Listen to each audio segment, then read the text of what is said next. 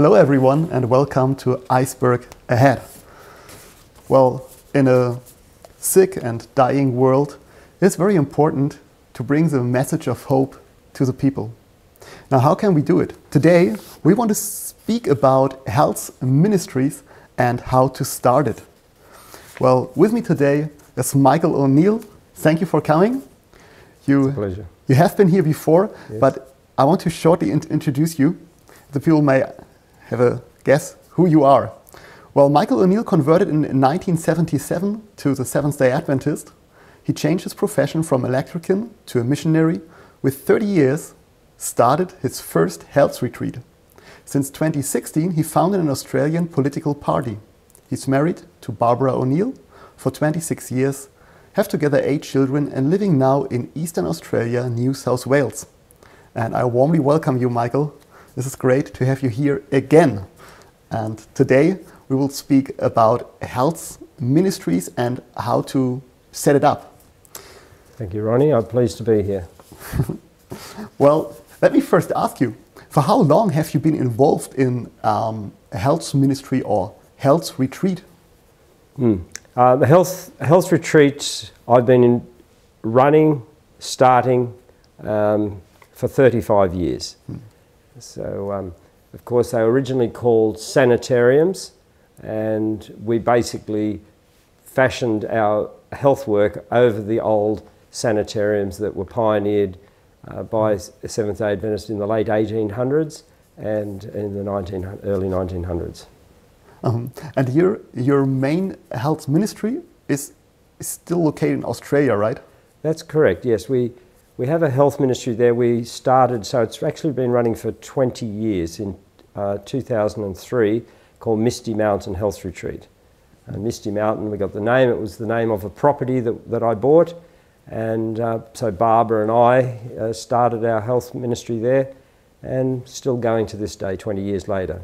Mm-hmm. How big is it? How many guests you can Well, take care we of? take about 18 people at a time.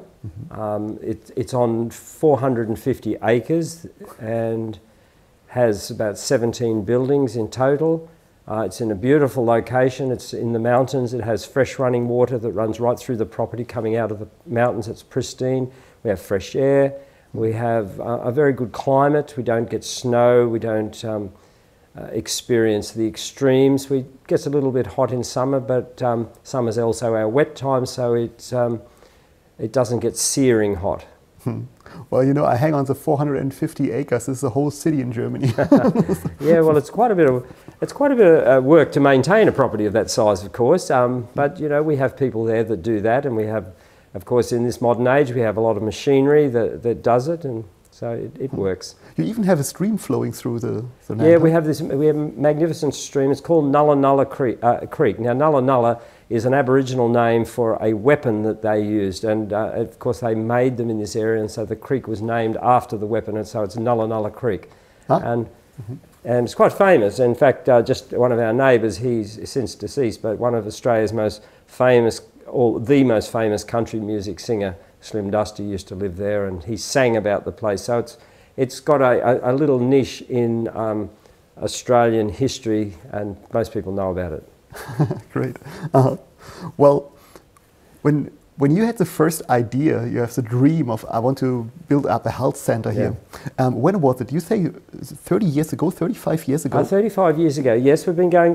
I've actually been going for 35 years, but I was very, after becoming a Seventh-day Adventist in 1977, I was very involved in youth work, and I spent years doing this, travelling the country, involved in youth ministry, because I was young myself. I became an Adventist when I was 20 years old. So, but then I became impressed that the health work needed to be done, and so what I did, I'd been married to my wife, and we went into the mountains, and for 1.5 years I decided to read everything that was written by this lady, Ellen G. White, who people talked about, but I thought I need to know, and I wanted to catch the vision. So for every night we lived in a one-room cabin, not one bedroom, one-room cabin that had no electricity, so we ran by candlelight, just like we've got some candles here. And I used to sit and read. So I read the entire testimonies from the 9 volumes from 1 through to 9. I read all the conflict series. I read pretty much everything I could get my hands on, Ministry of Healing, the story, other books about the health message, like The Story of Our Health Message by Robinson. And this filled a picture in my mind, and I was very inspired by this, that I would like to start a health work or be very involved in a health work in some way. This was inspired by reading the books, what Yeah. not beforehand. Just by reading, you understand? Yes, I did hear a meeting by a guy who was a retired Air Force guy from British, and he'd become an Adventist, and he gave a talk on the need of having outpost ministries in retired locations and feeders to the city. And so I was hearing things, but it was the reading, and the picture started to come in my mind because it's sprinkled right through all the writings of Ellen White. And I thought, yes, this is what I've got to do. And so after that, I then moved to, I left the country and I bought a property up in a small town called Emmaville in New South Wales. I bought a little house, we renovated it and made it new. And at the same time, my sister, who was only 1 year younger, became very, very ill with what they call irritable bowel syndrome, which back in them days was fairly new. It wasn't so common as it is today, and they said the only solution they had was to take out her colon and replace it with a bag. And so I was 29, I think, and she was 28, and I loved my sister very much. And I thought, this is just this can't be right. So I knew of a guy who'd started a small health retreat in New South Wales, so I took my sister there, and she was completely healed from what the medical profession said was incurable, and their only solution was to remove her colon, you know, like that. And so I was now equipped with some notes that I'd written of how they did it, and I thought the guy that ran it was a doctor of chiropractic and had a very busy practice. He only ran it for a very short time, so then I came home and I thought, now I know exactly what I want to do. I want to have a health retreat on the model what he's done, and I want to be able to help people and be in harmony with God's plan. May I ask, how many years does this treatment work on your sister? So for how many years? Well, my sister is now 65 years old, and she has never had a relapse because now she's just embraced certain lifestyle changes that we taught her, and she's never had a relapse. And for how many years did she have to stay in the she was sick for probably about 2 years. And this was the time she spent in the health center for recovering? 2 years? Well, she was sick, then she came to, we only spent 10 days at the health retreat. By the time we finished the 10 days, she was completely healed. So... Oh, it was a miracle. Well, you know, it's the miracle of the human body to heal itself given the right conditions. It's a miracle of the 8 laws of health. And I realised that there is a place where God intervenes and brings miraculous healing, but there's also this body that God created that we reside in has the power to heal given the right conditions. And I witnessed it firsthand. She was living a lifestyle that was incorrect against the principles. She was paying the price of being sick. When she corrected those lifestyle habits, she got well. And I thought, this is a beautiful way to be able to help people. I wanted to help people. Number 2, it's a wonderful way to be able to take the message of hope and of the gospel to people, because they will come and be residing inside our premises for a week or 2 weeks or however long it takes. And of course, then they can witness how we live. We can talk to them, so that's what happened. I have to tell you, when all this happened, I was still a little bit tardy what to do. And so there was a guy in town that I'd been trying to witness to who became very hostile towards me. And so he burnt my house down. And so then what happened, I thought, okay, I was tardy in doing God's work. And so God took away the instrument that was getting in the way, and that was my house. I'd become very consumed with building this new house. And now I had no house. All I had was a block of land. I had debt and a pile of ashes. And I thought, well, I wasn't willing to do it when I had means, so now I will do it without. And we were able to do it, yeah. Well, yeah, and I mean, your ministry runs till 35 years now. So I would say it's very successful. Well, currently it is successful, but it's very important, and many people here watching it may not identify with a successful ministry. And how do you get from nothing, when your house is burned down, you have debt and you're broke, to a successful ministry? And I prayed. I thought, Lord, I was unfaithful. I put my house and everything else above your work. What will I do? And then I had the idea to put an ad in there and look for a property. And so eventually a man came to me and he said, listen, I own a mine. It used to mine tin.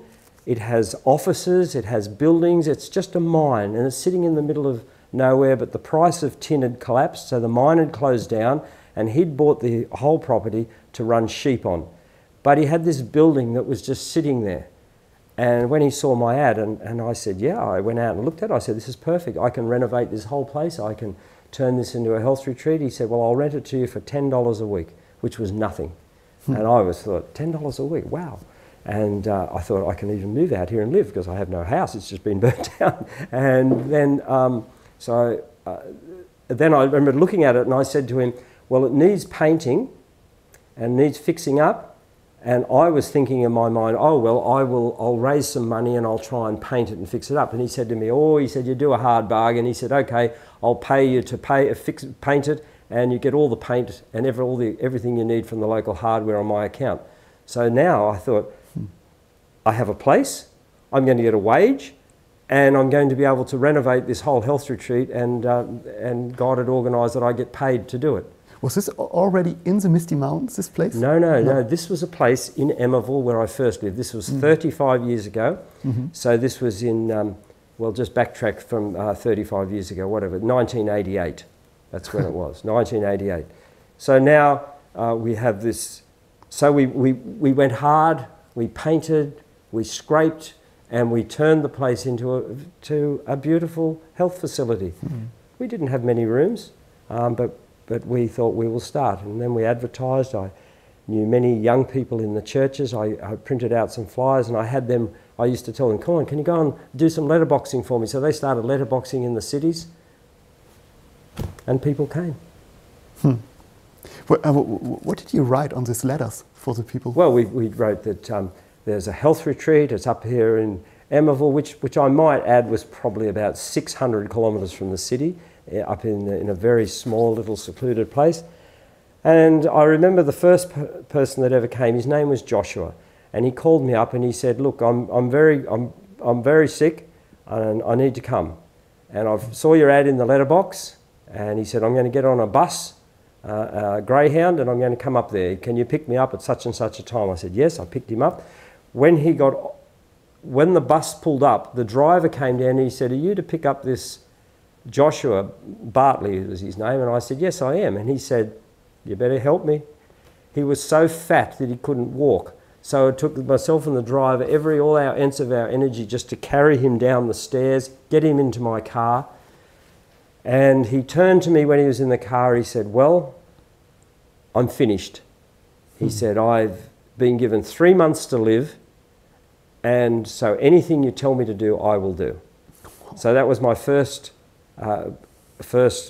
guest to the health retreat. I took him home. My first wife at the time was a nurse. She took one look. She said, you're going to go to jail. She said, this man is going to die. And you have no qualifications, and so forth. And of course, I just said to her, I can't hear this negativity. I believe that God will help us here. And so,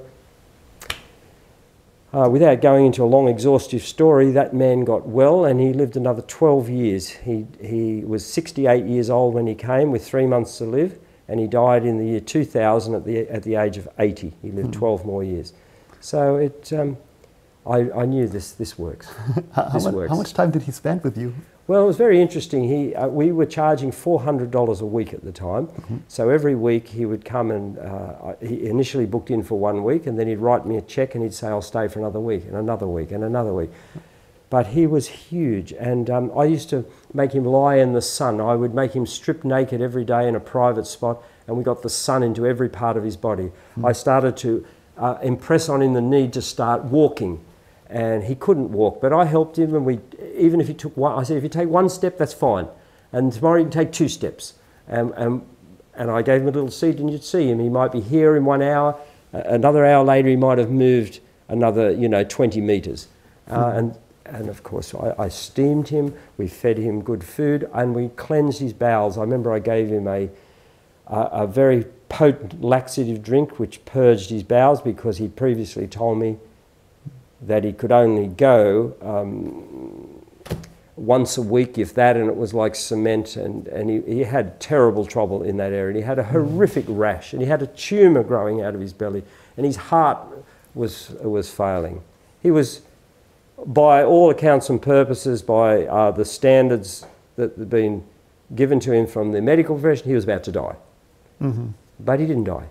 No, he didn't die at all. He lived 12 more years by embracing the health message. Wow. And became an Adventist.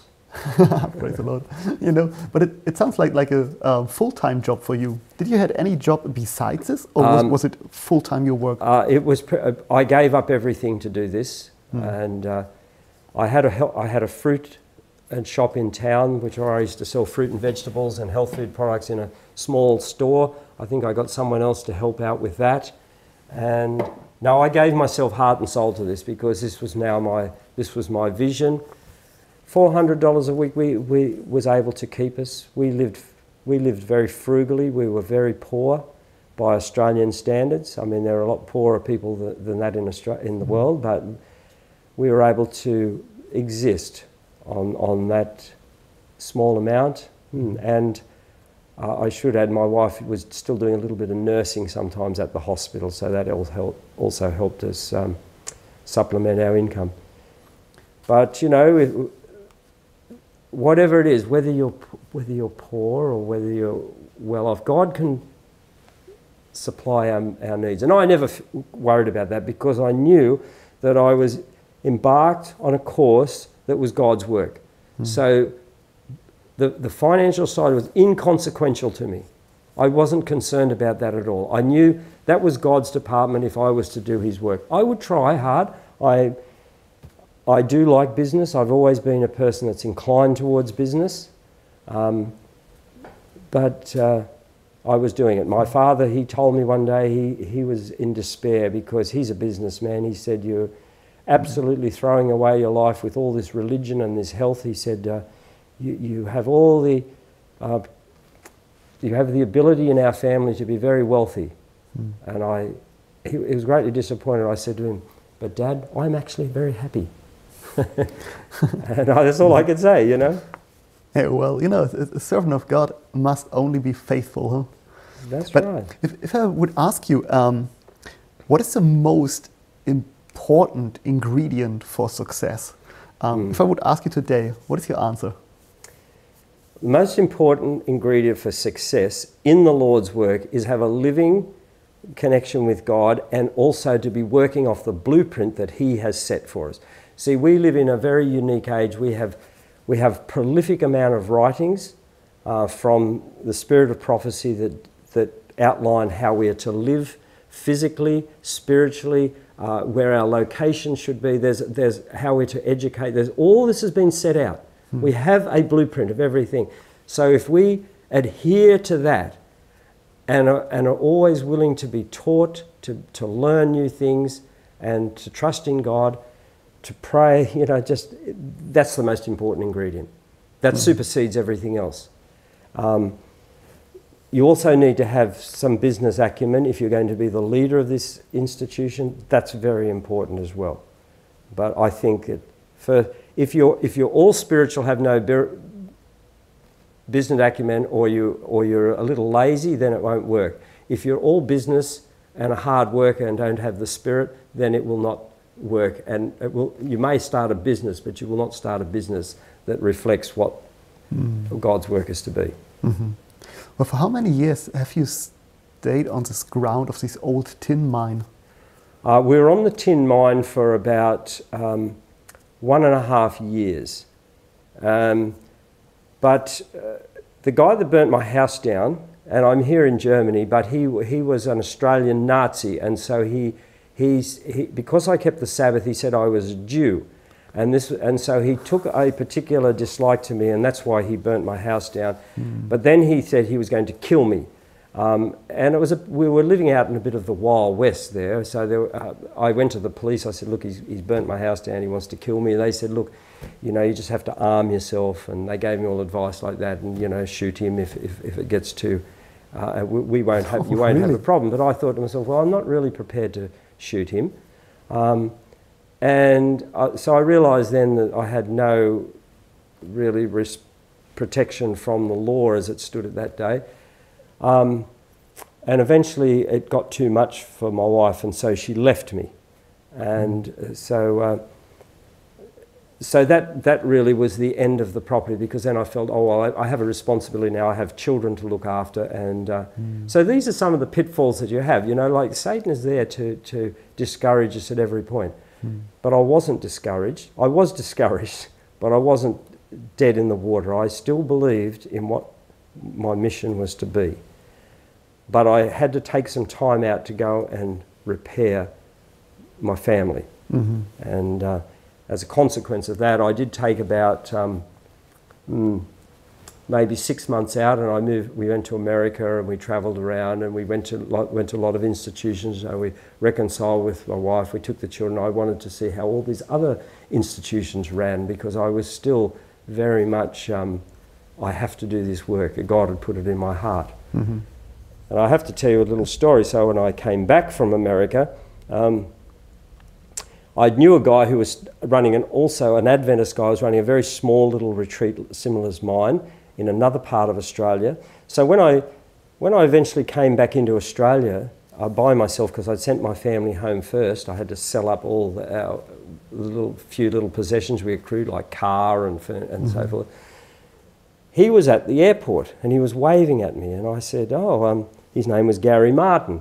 And I said, oh, Gary, what are you doing here? You're here where people are, who are you meeting, or are you going somewhere? He says, I'm waiting for you.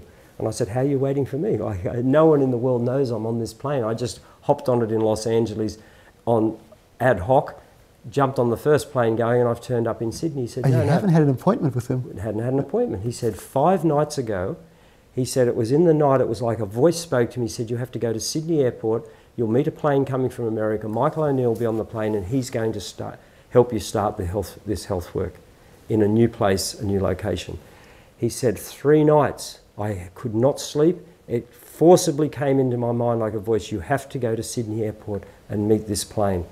He said, so I eventually got on the plane. I flew down from the Sunshine Coast. It's like about 1,200 kilometres or so. He said, Sydney, he says, I've been sleeping in the airport here, meeting every plane from America. And he said, and here you are, just like the voice told me. And I said, well, Gary, that's very impressive. And I certainly am looking for direction in my life, you know, and you know that I love that God's health work as he did. And so we spent the day together, and he said, well, I've already bought a property in a place called Kin. It's up in Queensland. And I said, well, I'll go and buy a motor car. And we picked up my family and we drove up, and the family were happy because they didn't have to go back to this place where this man was trying to kill me all the time. And we turned on, it was just some beautiful rolling hills, and we started there. And we had no money. Gary said to me, well, this is what we're going to do. We've bought the property, we have debt, we have no money. He said, so I'm looking to you. You're like the project manager. Can you build it? We'll build buildings along here. And he had a little idea, and I caught the vision. I said, yeah, I get this vision. This is wonderful. And this was everything God had put in my heart. And so I said, well, Gary, I got a little bit of money left over from some business I'd been doing in America that I'd started when I went there. But let me ask, these beautiful rolling hills, was this already Misty Mountain? No. No. No, it's a place called Kin, and we called the place Living Valley Springs, and Living Valley Springs is still going as a health retreat today. Okay, this is Gary's Gary's place, yes. Okay, yeah. So I was there with him for 8 years, I think. 8 years. So we we built that place from the start. We built the buildings, we put the roads in, we cleared the hills, we planted the gardens, we built the steam saunas, you know, and it was a wonderful time. And because we're talking about starting a health retreat, I'd like to put this in. We both worked from morning till night every day. You know, we would have the Sabbath. We started a small church in the area to invite people, but we were passionate about doing this. We had no thought about financial remuneration. We didn't care about wages. We only cared that we will start this work. And if we can eat and if we can live, we were happy. And so Gary had come from a very prosperous financial background. I'd come from a less prosperous, but you know, we had, I'd sold some lands and where I'd been, and we put everything into the cause. We had no consideration. So we worked hard. We read. We had meetings all the time about what we could do. What is the blueprint that we're going to? You know, how can we do this? And of course, the first place we started, it had one house on the property, so we thought we'll convert the house initially into a health centre, and so we started to take people.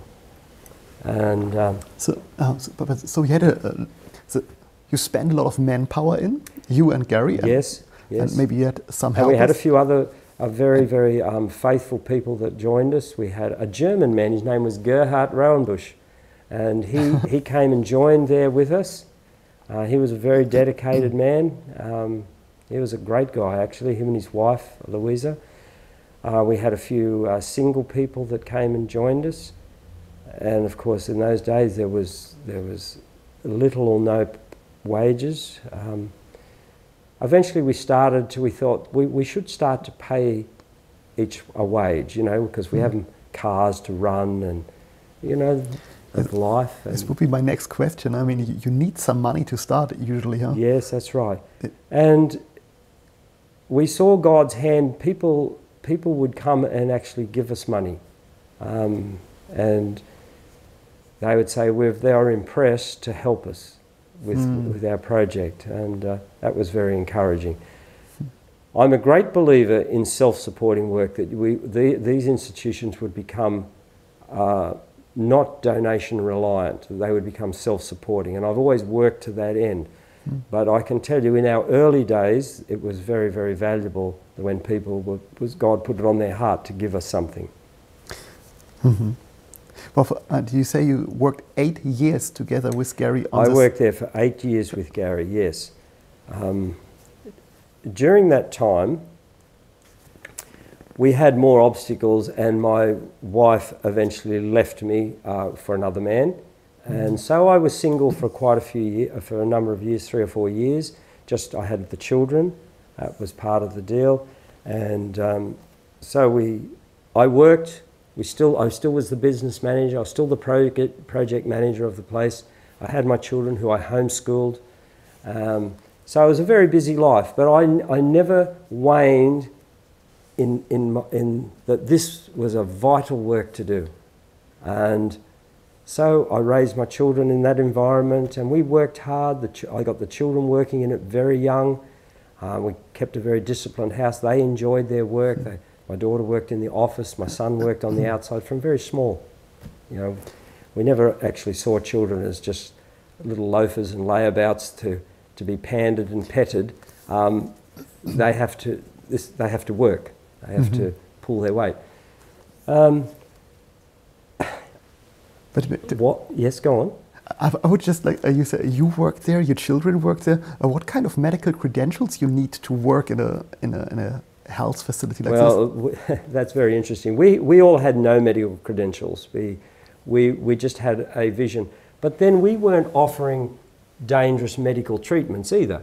We're offering lifestyle treatments, how people could get well. Now, if you turn the clock back into the 1990s, because that's where I'm up to now in the story, this is in the 1990s, in Australia, there was no real draconian opposition to a person doing natural, because while they had organisations that regulated doctors and medical procedures, because they're dealing with dangerous operations that could go wrong, they're dealing with drug medication, which is dangerous. Ellen White says drugs never heal, and so forth.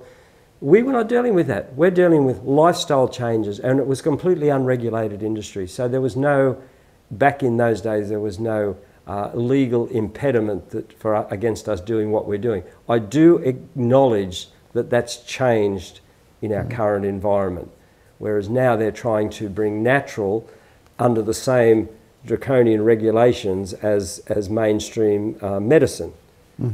But it's still not as bad. And does that answer that question? Yes, yes. Yeah. So you get some experiences there in the 8 years that you worked together with Gary? Yes, we got a lot of experiences. We saw people come and we saw people get well. It was an exciting time. We were young, we were enthusiastic, we were confident that we were doing the Lord's will. People came. Now, I might add here, even though myself was a leader in the work, and Gary, who was very good, strong business acumen, we were leaders. A lot of people come. They're not leaders, but their heart is in the work too. They could be a massage therapy. It could be someone that wants to mow the lawns and keep the grass and do our gardens. It could be someone that wants to clean the buildings. But we counted everybody and as a vital cog in that machine, which is God's work. And everyone, if one cog's missing, then there's a clunkiness about it. Something's wrong. So there was no, we didn't think one above another. We all had our jobs and we all worked in a very happy state towards the end. Well, when came the idea up in your mind that you said, I will leave this property here and I will build an own retreat center, health or lifestyle center? There was a little bit of a step. Now, you might have remember before I said I was a single parent with 2 children. Yeah. About that time, I decided to come up with a scientific formula to find the perfect wife, because I thought, I've had a marriage that did not work out. I don't want that ever to happen again. And I thought, if I'm going to find the wife, I'm going to work out scientifically. So I went through a process that took me around 1 year and every eligible female I met in my life, I analysed them and put them through a whole a system. And there was one woman that came out that shone above everyone else, that she, in all my evaluations, she was like the one that would be perfect for me. And her name was Barbara. I know her. Yeah, you know Barbara. Well, and so eventually I went and saw Barbara and I told her, and I said, I've worked all this out and really you're the one. And you might remember at this time, Barbara she was a mum with all these little children. She wasn't in any health ministry. She was just working there, being a good little mum, homeschooling her children. And I thought, well, this is, I'm going to be true to my evaluation. And of course, I asked her to marry me, and where she said yes. So we were married while I was here in this 8 years. Evaluation sounds so romantic. Well, yesterday was our 26th wedding anniversary. So I think it's gone okay. So now we married in 1997. And shortly after we were married, there was a ministry in Australia called Amazing Truth. And Amazing Truth had a property in the southern part of Australia, and it was a beautiful property, and they had a lot of buildings which they had built, and they were trying to start a health work, but it had never been successful. They'd never been able to get it off the ground. They had medical people involved. They had all sorts of people. So when they came up to Living Valley Springs in the year 1998, early then, they looked around and they said, wow, we would love to have something like this down out of Melbourne. And they spoke to Gary, who was the boss, and he said, you need to go and talk to Michael, because he was the one that could help you. So they came and approached me. We had a negotiation, and then it was agreed that I would go down there. I left after 8 years, and I said, I will come down and I will start you a health retreat. So we went down there, and it was very interesting at the time because now I had a large extended family of only a few months, and I said to Barbara, okay, this is what's going to happen. We're going to go down to Victoria. We're going to start this health retreat, but so I went through all the children. So the children ranged from 10 up to, you know, their late teens. I said, Michaela will work in the office. I think she was 11. And I said, you know, I went through all the children. Julia, who was 14, she will be the cook. Jessica will do the massage therapist. I think she was 17. Then the boys, I worked out all their jobs. And Barbara listened and said, okay. And she said, but you need a health director. And I said, that will be you. She said, no. I said, no, that will be you. You'll be fine.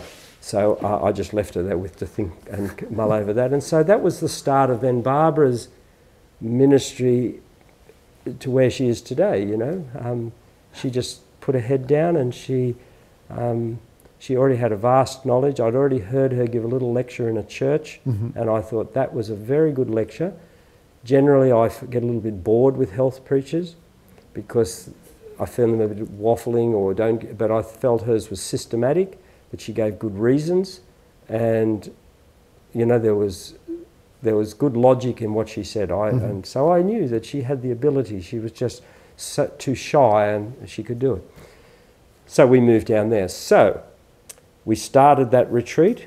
In 9 months, it was running at full occupancy, and pretty much all for the 6 years that we were there. But when you came into this area, was already everything settled up? So there were buildings and land? That's correct. Everything was set up there. When I went down there, it was completely empty. The ministry was deserted. There wasn't a single person living there. There was just all these buildings. And I remember sitting in the office, and I read I started reading the correspondence and looking at their financials. I thought, I've got to get my head around how this all works. There was a big ministry in its day. So then I came up with the plan. Yep, we'll do this, I'll do that. And then I thought, see, this is another point in starting a retreat. Often people, how do you start? So I thought, let me think about this place. What's its key advantage? And I thought, its location. It's located less than 1 hour from the city. So I marketed it very heavily everywhere. Melbourne's closest health retreat, less than 1 hour from the city. So I marketed that. I didn't talk about you will get well. I just marketed it as the closest health retreat, and people started coming, and they loved it. Oh yes, really, that's close. There was another health retreat that was actually owned by the church, called Warburton Health Resort.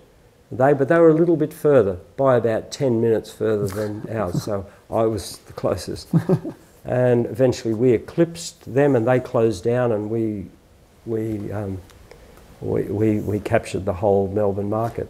But has everyone in your family well trained? I mean, when the first guests came, when you put out the promotion, and they said, "Whoa, there's a health retreat up there," and the first guests came, was your family ready to take the first health guests? You know, I think it's a credit to my children. I was very, very strong and strict that the children worked. We were never into the pampered age of children as today. Children were there to be obedient to their parents and to work hard. They were very happy little children, and they loved to work. And this is one of the reasons when I married Barbara, her children were on we were on a parallel zone. We were both reading the Spirit of Prophecy. We were understanding the principles of it.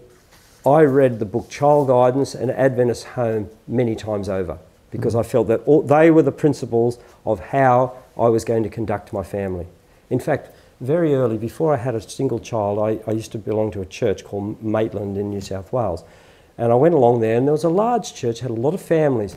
And I used to observe, I had no children myself, and I looked around at all the children in the church and the families, and I saw one family shone.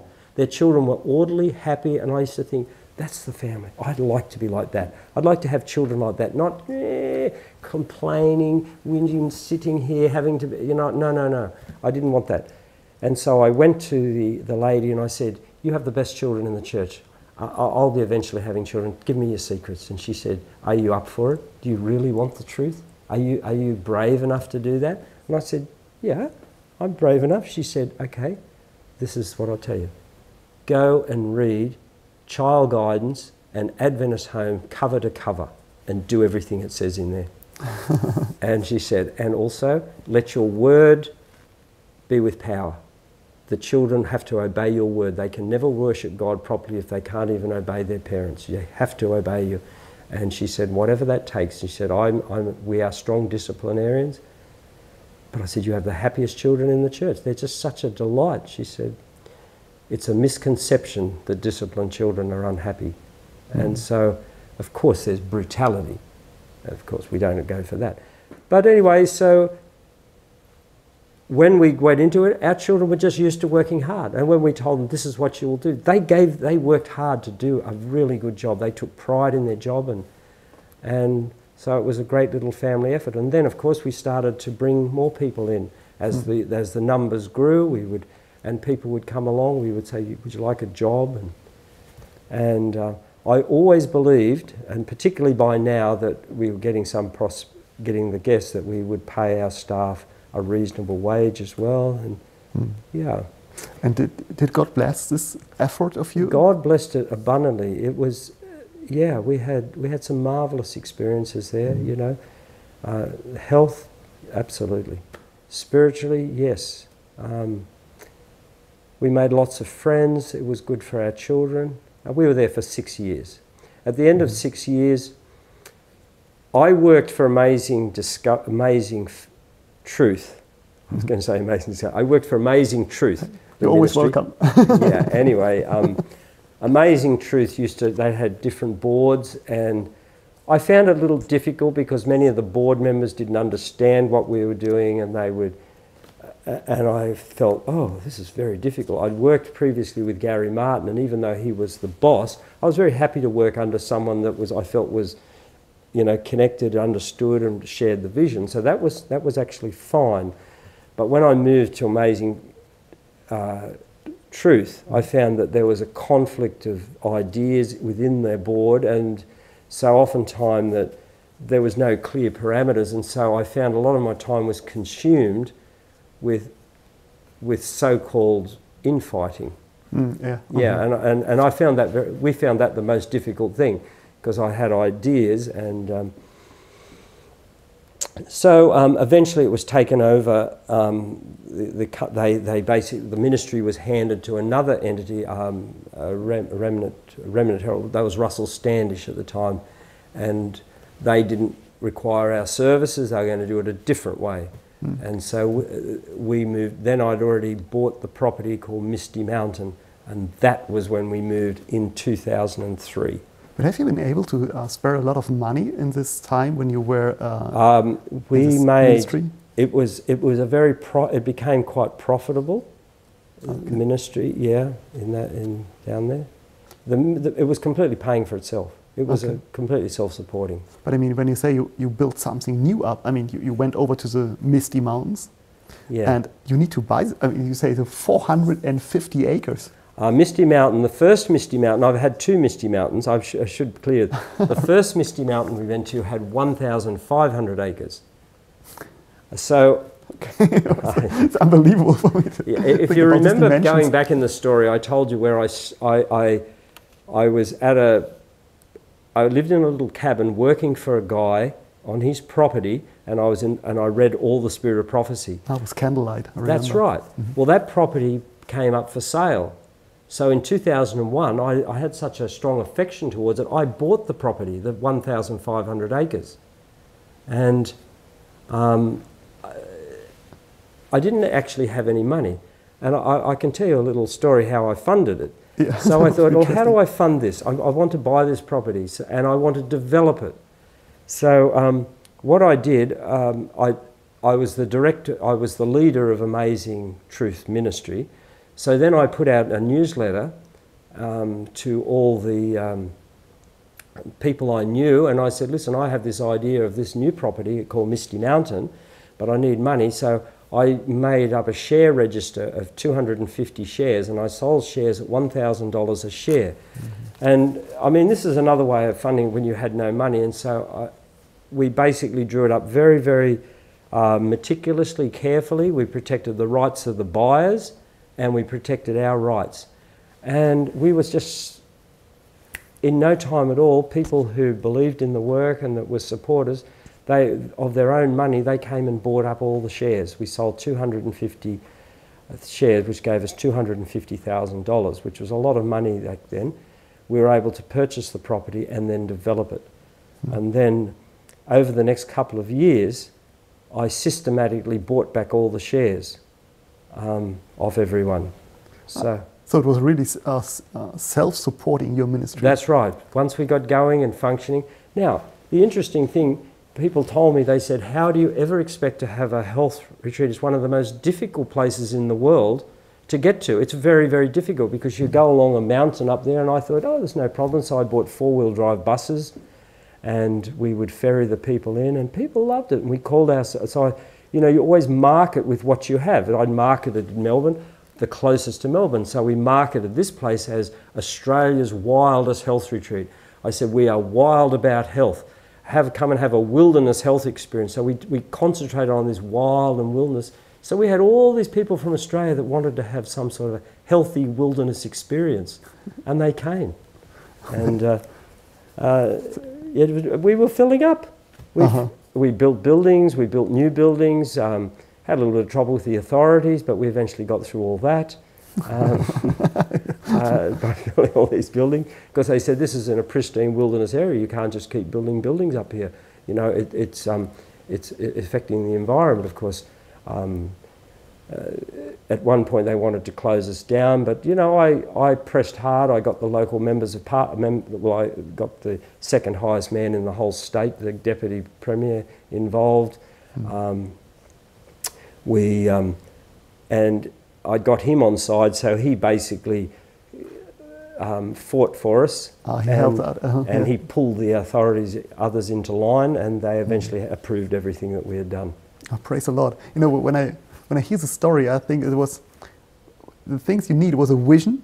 Yes. You need to keep faith, and you were a man of prayer, I guess, and you worked very hard in these days. Huh? That's correct. Yes, I was at a ministry in America recently, and they were talking about they wanted success, and he said, well, you know, he was the leader, and he said, but you know, we want to put our family first, and you know, so we only want to work from 9 till 5 because family is important. And I said, you know what, really, are you joking? I just forget it, forget it. This is your child. You can still run your family and everything, but graft them into your vision, get your family involved, and you can't run a successful ministry from start and be the leader on a 9 to 5. It's like another child. You wake up worried about it, you go to sleep thinking about it, and all day long you're thinking of its best, and then it'll work. I mean, you spend so much effort and you put your heart and your life in this ministry. Was there ever a time of doubt and discouragement? Well, of course there are. We are human, you know, and everybody has doubts. I read through the testimonies of times that, you know, Sister White had many doubts, you know, and it's usually from people, the brethren, criticising her and these sort of things. But it's a natural human thing. But I've realised over the years that I probably have a lot of resilience. I always believed what we were doing was God's work, whatever came our way. You know, it was discouraging to lose your wife and have a marriage breakdown. That's very discouraging. It's discouraging when the authorities come in and close you down, which has happened a couple of times. It's discouraging when the media is attacking us as being quacks making false claims. It's discouraging when they were attacking my wife and stripped her of everything in Australia. Yeah, there's discouraging if anybody is burning down your house and burning down your house. But you know, even the night that the house burned down, I realised that it had happened, and I thought, why has this happened? Why has this happened? And I remember it came to me in the night. I gave you a vision and you got consumed with this house. If that steps in the way, I'll take it. And then I looked at myself. First of all, I looked, was I in open sin? No. Can God protect me in any way? Yes. So he's allowed this to happen because of this. So when I woke up in the morning, I walked out of my house. I was not living in a house, I was living in a what we call a caravan. It's just a little mobile home you hitch on the back of your car, and I was renting it for that night. And I thought, okay, I will never utter a discouraging word about this. This is the Lord's will. It's the best thing that's happened to me. And I remember a whole lot of people, brethren, came to, they said to me, oh, we're so sorry. I said, it's the best thing that's ever happened to me in my life. And they went, what? And they said, it's the best thing that's ever happened to me. I said, this is a new beginning, and I'm very excited for the future. They couldn't understand it. They said, but Michael, I said, no. This is fine. This is fine. I'm alive. We're kicking. We're got, you know. And I refused to contemplate self-pity. Yeah. I thought, there's, you know, no. Come on. What did I lose? I lost things. Just things. That's all. Everything is replaceable. And was it like it's these old houses soaking up some energy of you that you were not? Well, you know, all your money you consume with it. I'm working. I'm thinking how I can make the house. You know, like I mean, it is a natural thing to have a nice home. I mean, I'm not denigrating that, but I'd been given a vision. I was letting it get in the way, and it was removed from me. So then I could get back focused where I was supposed to be. So in hindsight, I look back. And I can still say that was a very good thing that happened to me. Very good thing. Yeah, great. You shared at the beginning of our interview that your father, he was not happy with the way that you choose, because he said you could be a very wealthy, very rich man if you go according to your mindset and you have a good family and you could work it out to become a wealthy man. But you decided to build up a health retreat. If you would look back the last 35 years, would you say you had a fulfilling life? I couldn't think of how it could be more fulfilling. It's been a wonderful life. Helping people and all the joy that you get from that, being in harmony with God's will, being able to offer a place of employment for God's people where they can come and work and fulfill their ministry and their desire to work for God. No, it's been very good, very, very fulfilling. I don't have the slightest regret. And the interesting thing is that we've just noticed without even trying, and most of our life it was hand to mouth for the last few years, that we've able to experience some level of financial security that I never expected. I always expected I will die broke. So God is amazing. He is very... It's very wonderful how he has done that.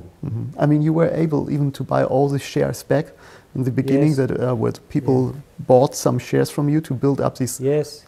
I must say the first Misty Mountains resort is not the actual. No, that's correct. What happened? The access was so difficult. In the end, I thought, how do I even get people in here? People were complaining about the access, so I started to charter helicopters to come in. And then after a while I thought, oh, I'm paying all this money to charter helicopters. So then I decided I'd buy my own helicopter and learn to fly it, and so I would do it.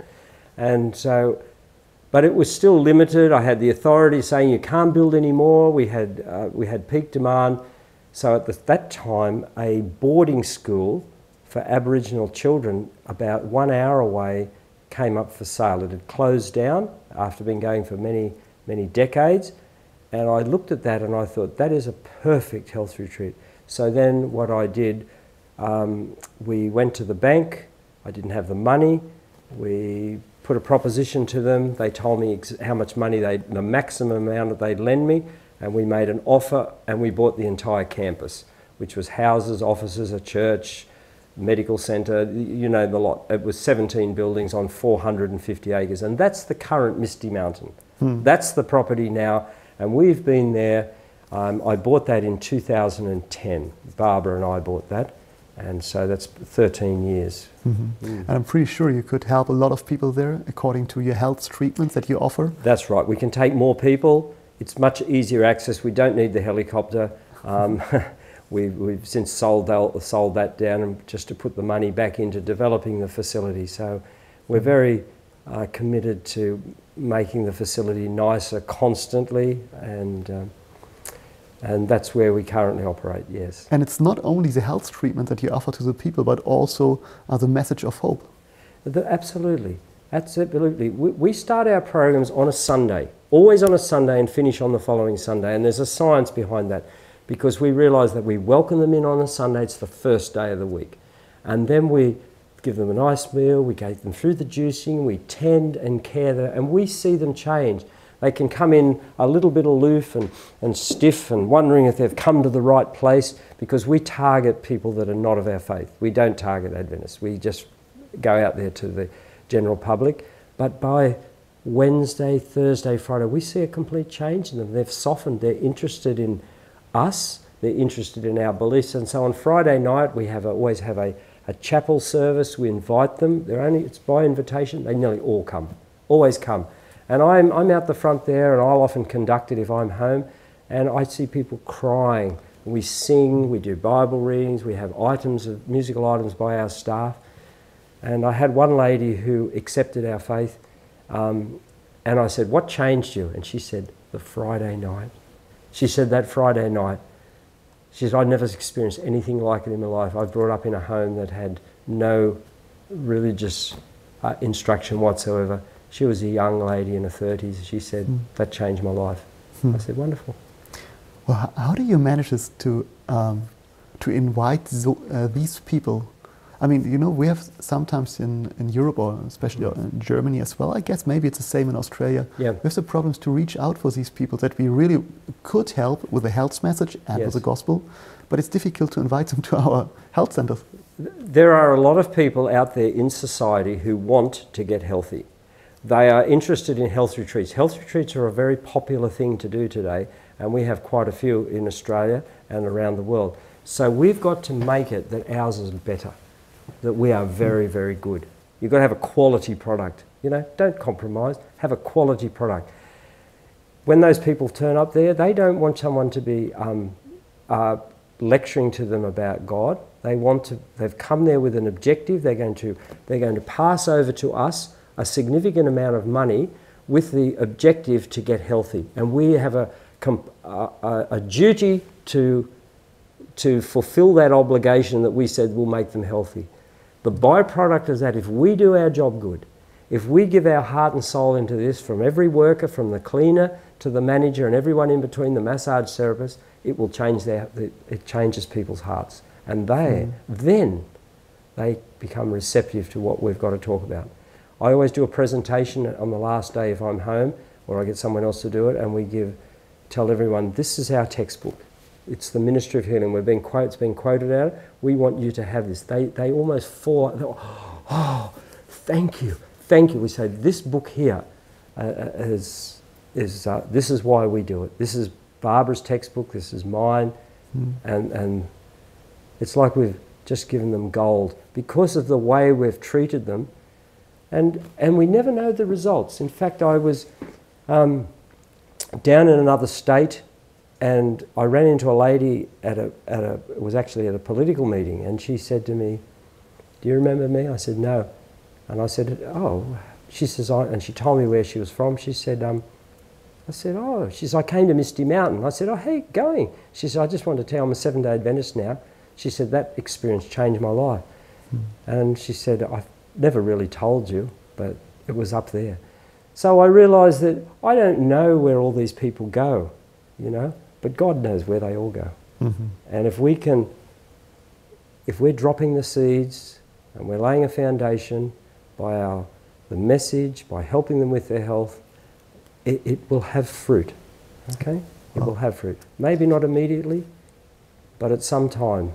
The books can stay on their shelf. We know the quote, you know, there'll become a time where they'll pull them down. Yes. We have in our chapel, we have supplies of Great Controversies, Desire of Ages, Steps to Christ, all available for free, and we see the people come in there and then we'll say, that's an amazing book. That really changed my life. Oh, thank you. Oh, that's the one I want to take. It's free. That's great. You know, I guess a lot of people, they're very motivated to work in the vineyard of the Lord. Maybe the way that you do, with a health center, with a retreat. If I would summarize what we have heard so far, the one thing is, you say, you need to have a vision. Yes. This was with you in the first, when you was in this caravan. Yes. So you had this vision. You read several books of Ellen White, was it?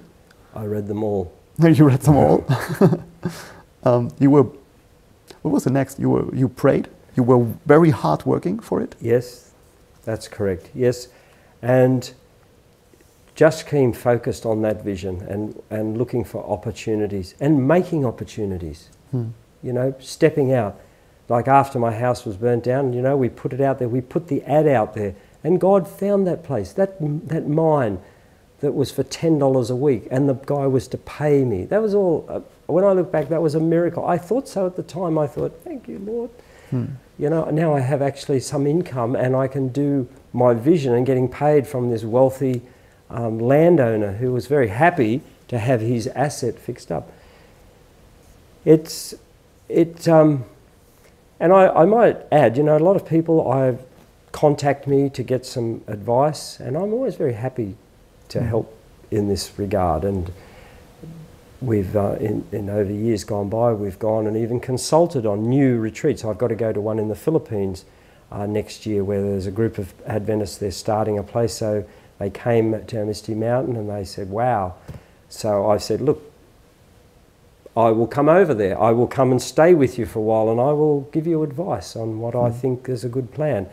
I've done that with Eden Valley in Colorado in the USA. We've done it with Living Springs Retreat in Alabama in the USA, where I've gone and stayed with them and given them personal advice on what they should do, and they've embraced most of that, and it's really had a profound impact for the better on their ministry. Yeah. Well, I love to listen to the story that what God has made with your life and the life of your wife, and how you became a blessing to a lot of people. And even today, I mean, the work is not over. No. You are still going forward. I mean, you still have fights, but it's working, and God is blessing this ministry, and I love to see it. Well, it's an honor to suffer hardship, to suffer for God's work is nothing. It's nothing. It's no badge. It's just a privilege. I count it all joy, as Paul say, you know, to suffer. So we live in a soft age, and people generally are quite soft, and we've got to realise that this is not the environment of our pioneers. This is not the environment of our Saviour Jesus, how he lived. You know, we don't just sort of pale, oh, I had a little difficult, I can't do it anymore, you know, come on, you know, we've got to stiffen up a bit. And when we stiffen up and are willing to go out there and do it, God will bless us abundantly. We currently live in an easy world. This is when you can do it. Times will come where it's very difficult, and there are some countries where it would be impossible.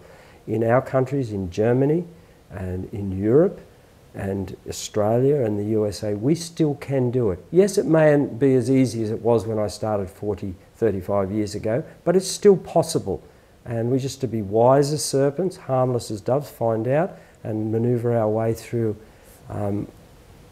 everything. And don't be scared. Don't be scared of obstacles. I think many of them are like on Pilgrim's Progress, you know, where they had to progress and there was those lions roaring, and it turned out they were just paper lions. We often are very scared by, you know, things that are really, God is able to get us through. They're not insurmountable. We've got to have some bravery. This ministry at Amazing Discoveries, wherever it is, wouldn't have started with just ease. There would have been a lot of trouble. And in all business, even a secular business, it's not all plain sailing. People put their heart and soul to make money. They sacrifice everything they have just to make money. But we have a higher call, we have a higher purpose, and we should put no less effort into God's work than secular people put into becoming wealthy. Amen. Well, thank you very much, Michael. It was a blessing for me to have this interview with you. It's been Been great to be here. Learned a lot, and I'm pretty motivated. Okay then. Well, it looks like we're going to see lots of health retreats popping up over Germany. We're looking forward for it. Yes, thank you very much. It's been an honour to be here. I'm here with my dear little wife Barbara, and no matter what they throw at her or myself, we never discourage. We see through it all. We just see like there's a bigger picture here. Yeah. And it's a great honour to be. It is. Well, thank you very much. Thank you for being with us, and hope to see you next time. May God bless you. Bye-bye.